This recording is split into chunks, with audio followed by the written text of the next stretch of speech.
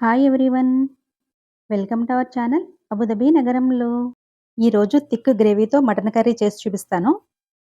ఇది రైస్, రోటీ, చపాతీ, దోస ఎందులోకైనా టేస్ట్ చాలా బాగుంటుంది. నచ్చితే తప్పకుండా ట్రై చేసి ఎలా వచ్చిందో కామెంట్స్లో తెలియచేయండి.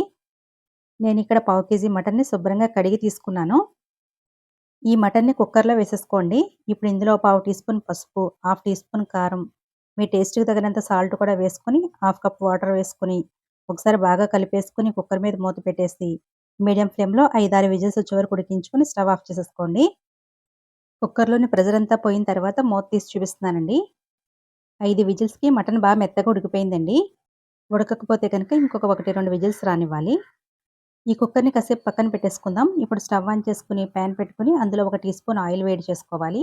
నూనె వేడైన తర్వాత పావు టీ స్పూన్ మిరియాలు వేసుకోవాలి. 2-3 లవంగాలు కూడా వేసుకోండి. ఒక చిన్న దాల్చిన చెక్క ముక్క, ఒక యాలుక్క కూడా వేసుకోవాలి. నెక్స్ట్ ఇందులో 1½ టీ స్పూన్ ధనియాలు, హాఫ్ టీ స్పూన్ జీలకర్ర వేసుకోవాలి. నేను ఎండుమిర్చి 3 వేస్తున్నానండి. మీరు తినే కారాన్ని బట్టి చూసి వేసుకోండి. ఇవి వేగిపోయిన తర్వాత ఒక ఉల్లిపాయని కట్ చేసి వేసుకొని వేయించుకోవాలి.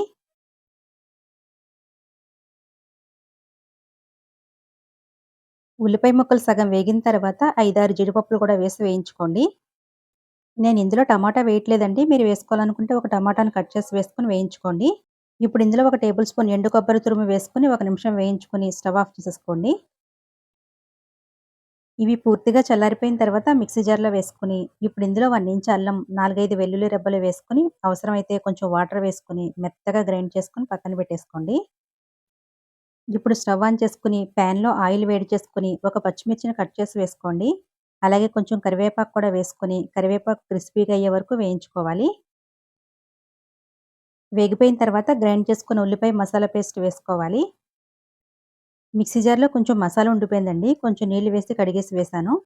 ఈ మసాలా పేస్ట్‌లో పావు టీ స్పూన్ సాల్ట్ కూడా వేసుకొని ఫ్లేమ్‌ని లో ఫ్లేమ్‌లో పెట్టుకొని ఆయిల్ సెపరేట్ అయ్యే వరకు వేయించుకోవాలి.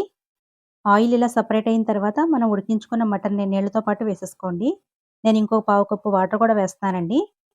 ఒకసారి కలిపేసుకొని మూత పెట్టేసి గ్రేవీ కొంచెం దగ్గర పడే వరకు ఉడికించుకోవాలి. గ్రేవీ ఇలా చిక్కపడిన తర్వాత కొంచెం కొత్తిమీర వేసుకోవాలి. మీకు కొంచెం స్పైసీగా కావాలంటే గరం మసాలా కూడా వేసుకొని ఒకసారి కలిపేసుకొని 1 నిమిషం ఉడికించుకొని స్టవ్ ఆఫ్ చేసేసుకోండి. ఇంతేనండి, మటన్ కర్రీ రెడీ అయిపోయింది. నచ్చితే లైక్ చేసి, షేర్ చేసి మన ఛానెల్‌ని సబ్స్క్రైబ్ చేసుకోండి. Thank you for watching.